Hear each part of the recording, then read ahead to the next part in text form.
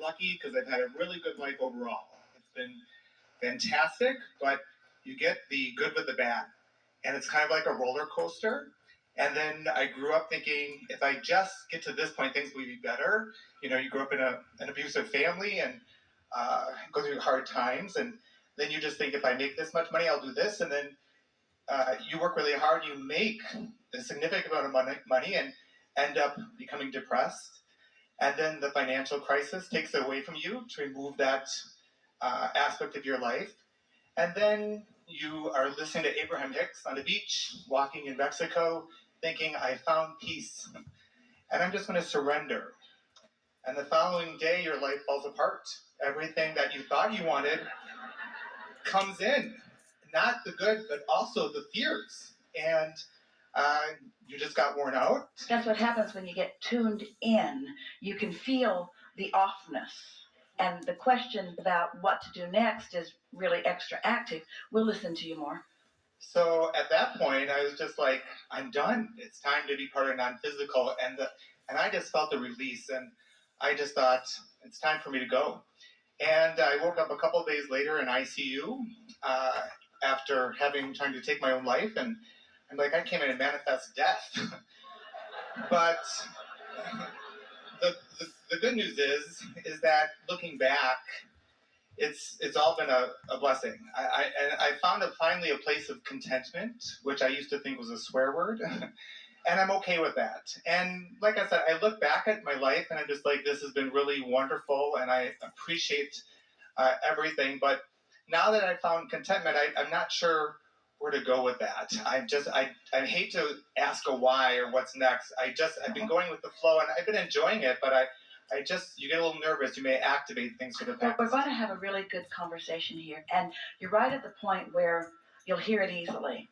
And we really appreciate the setup that you've given for this conversation and the activation of the energies in the room around it. And so this is going to be helpful to a lot of people, and especially to you. So your description, really accurate and good description, really very good with words, describes how most people do live their lives. And by that we mean they react to life as it's coming, so that it's a series of reactions.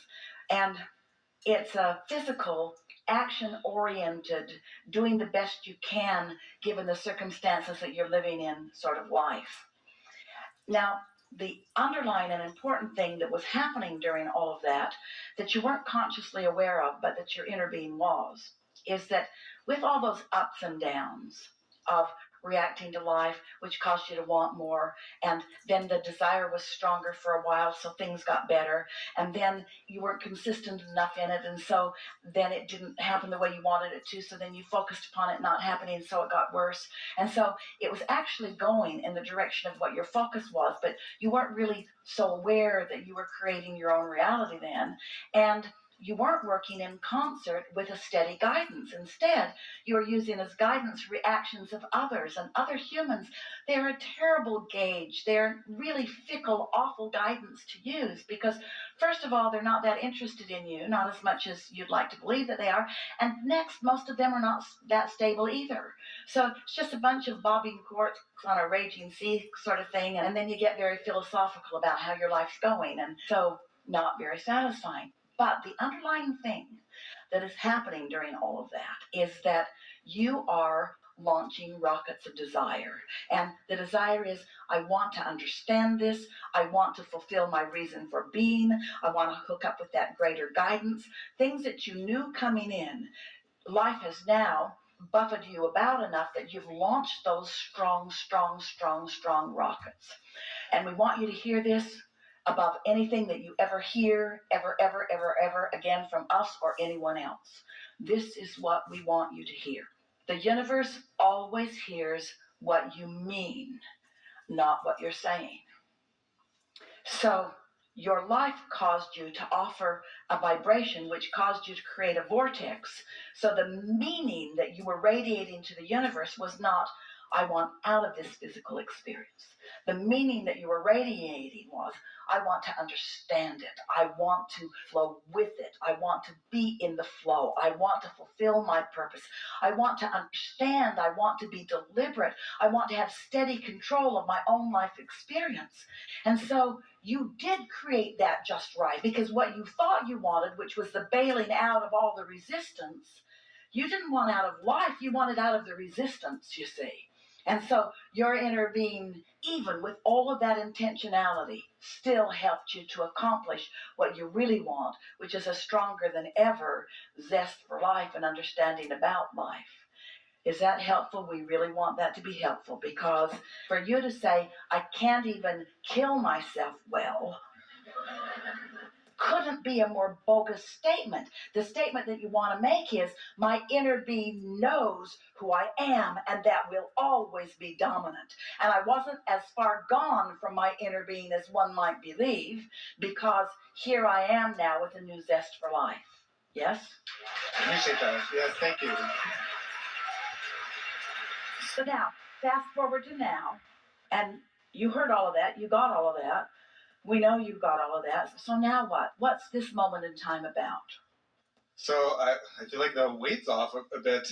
So going So forward, what happened was, we were ready to reveal to you a resistance lifting experience, and you were ready to receive it and did. Is that what just happened? Yeah, and I feel like I just now I want to do a little more of fine tuning going forward, because I feel like I found a good flow, and I'm happy, and I've got great things coming into my life.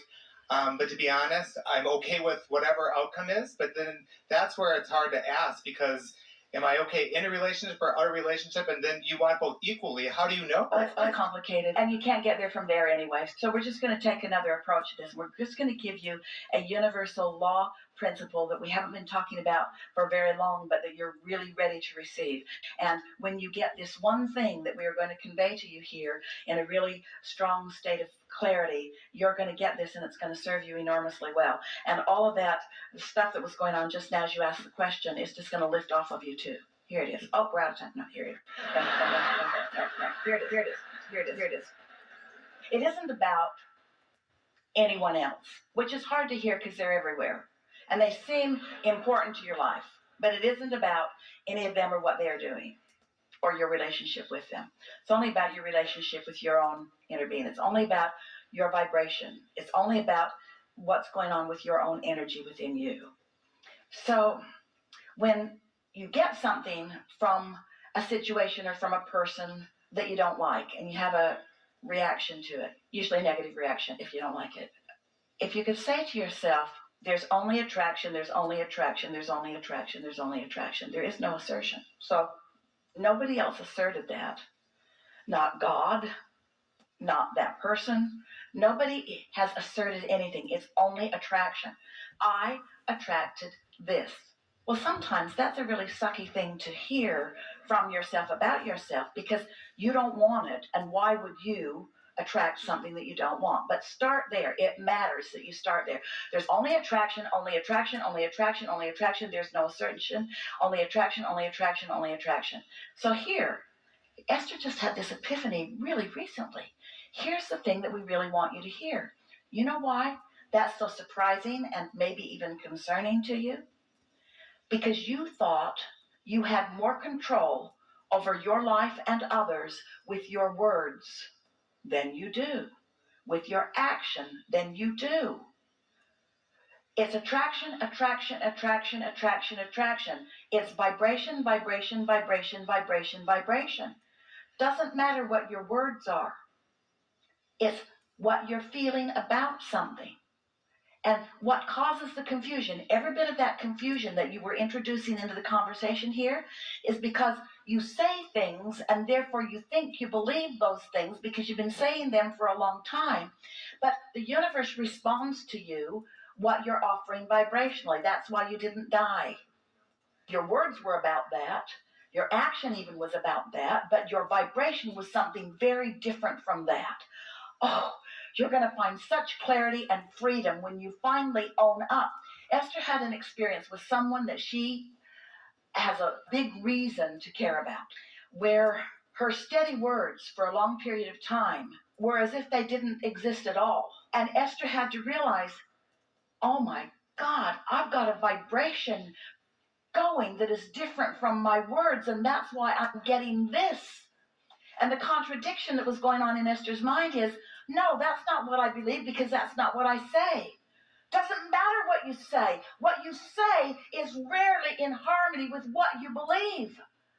The universe does not respond to what you say. The universe responds to your vibration, and your vibration is what's real, you see. Your vibration is your realness. And so don't ask the universe to respond to you differently than what you're offering vibrationally, which means you got to own it. You got to own it. And sometimes it's a little shocking when you say, well, I'm saying I love you, but I really resent you. I'm saying I'm proud of you, but I really think you could be doing so much better. I say I want to be with you forever, but really, I don't care if I ever see you again right now, because I am so mad at you.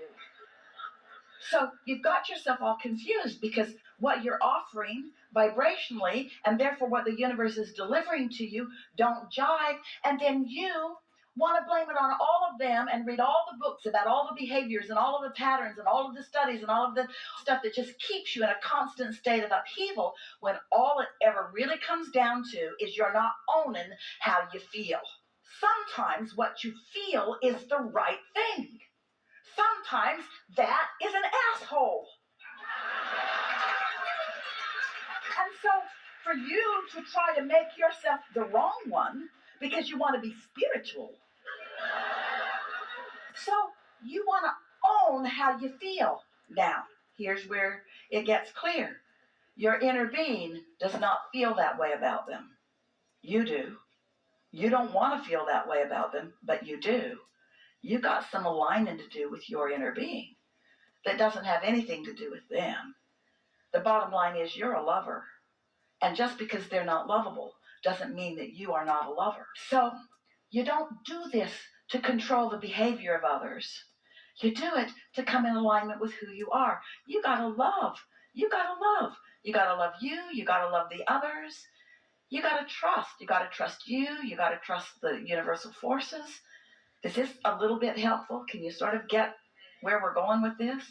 Let's just recap, because again, we're over the segment. You are offering a vibration that often you don't want to own or admit, because it doesn't fit in with the patterns that you've decided are the appropriate behavior for whatever.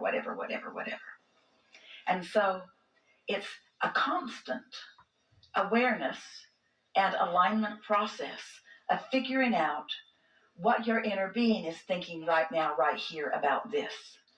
Because your inner being is always right on. Your inner being walked every step with you. Your inner being experienced every beating you experienced. Your inner being knows all the people you ever knew. Your inner being knows all those ups and downs that you lived. Your inner being knows what you launched, the rockets of desires, every single one of them. And your inner being rode the rocket every single time and took the evolution that your life produced for you. Your inner being just got there first. So your inner being stands in this attitude of enormous appreciation of the life that you've lived and the expansion that you've caused, and holds that vibration so steady that you can't miss it. And when you use words to deceive yourself of what you're really feeling, you can't get back on track. Did you hear what we just said? If you're pretending through your words and action that you mean something different than you really do, then you're not ever going to sort it out.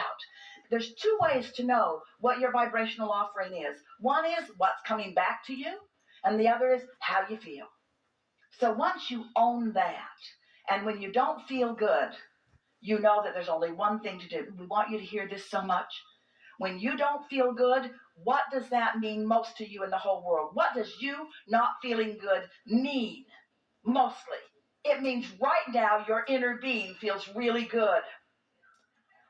Because when you don't feel good, that's evidence of the existence of your inner being who feels different than you feel, because you've got yourself deprived of that. Did you hear it?